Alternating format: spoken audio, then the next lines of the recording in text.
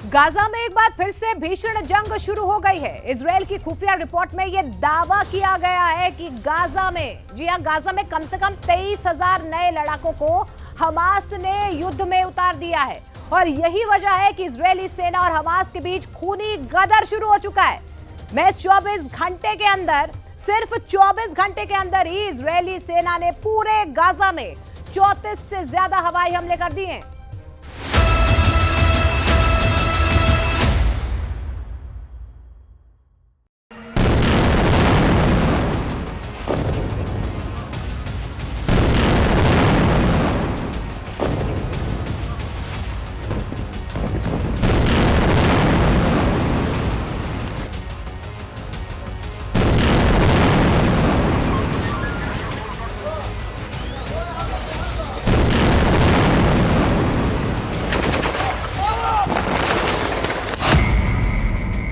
दो 2025 में 34 हमले, गाजा में खूनी गदर।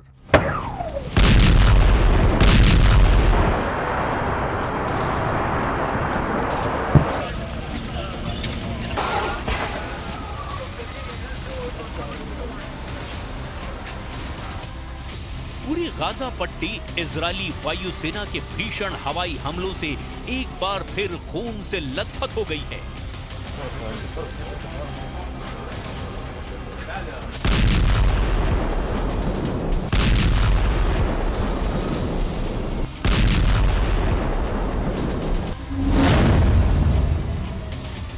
महज 24 घंटे के अंदर ही इजराइल ने गाजा पट्टी में अलग अलग जगहों पर ऐसे हमले किए हैं कि देखने वालों की रूह कांप गई।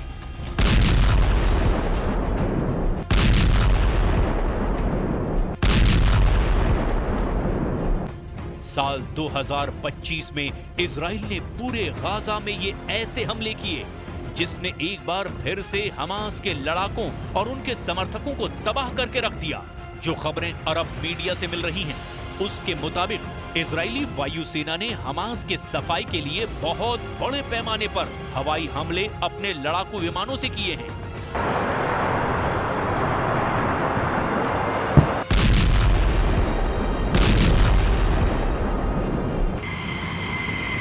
हम आपको एनिमेशन के जरिए दिखाने जा रहे हैं कि इजरायली वायुसेना ने कब और कहां हमले किए।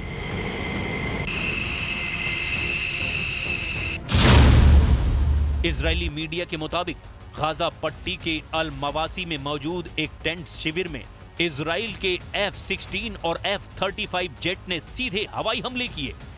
इजरायली खुफिया एजेंसियों का दावा है कि अल मवासी तंबू शिविर में हमास के लड़ाकों ने अपने अड्डे बना रखे थे और वहां मौजूद फिलिस्तीनी नागरिकों को ढाल बना रखा था। इसीलिए जब हमास लड़ाकों पर इजरायली वायुसेना ने सीधा हवाई हमला किया तो अल मवासी के तंबू शिविर में काफी ज्यादा लोग मारे गए। हमास लड़ाकों के साथ साथ आम फिलिस्तीनी महिलाएं और बच्चे भी इसमें मारे गए। इजरायली हवाई हमले में 71 से ज्यादा लोगों के मारे जाने की खबर है।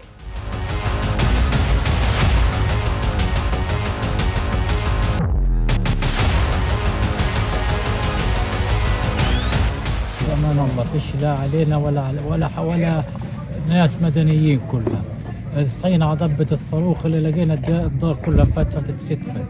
الشهداء مقطعين، نسوان مقطع، أولاد صغار مقطع. ما فيش مدنيين يا عم، احنا قاعدين اليهود قاعدة بتضرب بس في المدنيين. गाजा पट्टी में हमास पर बहुत दिनों के बाद इतना बड़ा और भीषण हमला हुआ है। प्रधानमंत्री नेतन्याहू, रक्षा मंत्री इजराइल कट्स और इजराइल के टॉप कमांडरों ने हमले से पहले एक बड़ी मीटिंग की थी जिसमें यह प्लान बना था कि हमास के नए ठिकानों पर कब और कहां हमला किया जाए। जो खबरें मिल रही है उसके मुताबिक हमास के लिए साल 2025 के पहले 2 दिन बहुत भारी साबित हुए। इजराइल ने पूरे गाजा में कितने हमले किए और कौन कौन लोग मारे गए हैं, जरा ये भी जान लीजिए।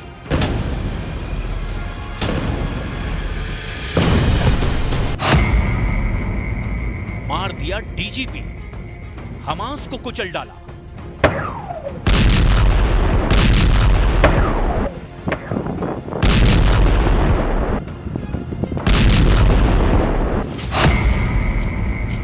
गाजा पट्टी में इजराइल के 34 हवाई हमलों में 71 से ज्यादा लोगों की मौत हुई।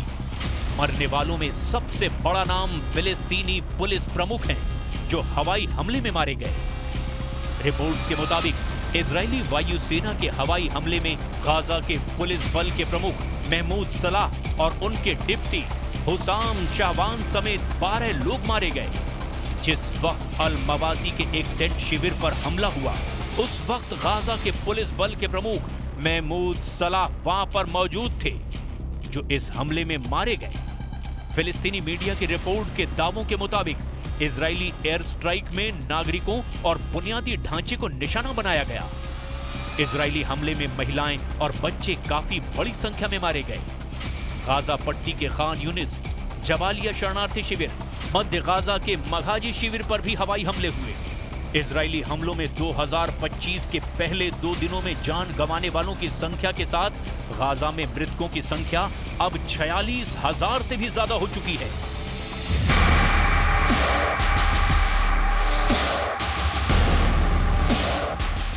दूसरी तरफ इजराइल के प्रधानमंत्री बेंयामिन नेतन्याहू ने वार्ताकारों को कतर की राजधानी दोहा में बातचीत जारी रखने के लिए कहा है, ताकि बंधकों की रिहाई के लिए डील फाइनल की जा सके।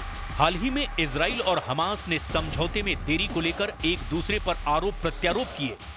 कतर, मिस्र और अमेरिका कई महीनों से हमास और इजराइल के बीच डील फाइनल करवाना चाह रहे हैं, लेकिन हमास के अंदर कुछ ऐसे गुट हैं जो किसी भी कीमत पर बचे हुए इजरायली बंधकों को नहीं छोड़ना चाहते। इजराइल की खुफिया रिपोर्ट्स में दावा किया गया कि एक बार फिर से हमास ने गाजा में इजरायली सेना पर हमले तेज कर दिए हैं। गाजा पट्टी में फिर से हमास ने हजारों की तादाद में नए लड़ाकों की भर्ती की है, जिसने इजराइल की नींद उड़ाकर रख दी है। हमास के सभी चीफ अब तक मारे जा चुके हैं, जिसमें इस्माइल हानिया, सिनवार जैसे खूंखार प्रसिद्ध हमास चीफ के मारे जाने से हमास को जबरदस्त झटका लग चुका है। लेकिन उसके बावजूद हमास के पास अभी भी 20 से 23,000 लड़ाके हैं। इजराइल का दावा है कि युद्ध में अब तक 17 से 20,000 लड़ाके मारे गए हैं। इजरायली वेबसाइट यरूशलम पोस्ट और चैनल 12 ने अपनी रिपोर्ट में कहा है कि हमास नए लड़ाकों की भर्ती करके गाजा पट्टी में इजरायली सेना यानी IDF के सामने जोरदार वापसी कर रहा है। यह report Israeli PM Benjamin Netanyahu की चिंता बढ़ा सकती है।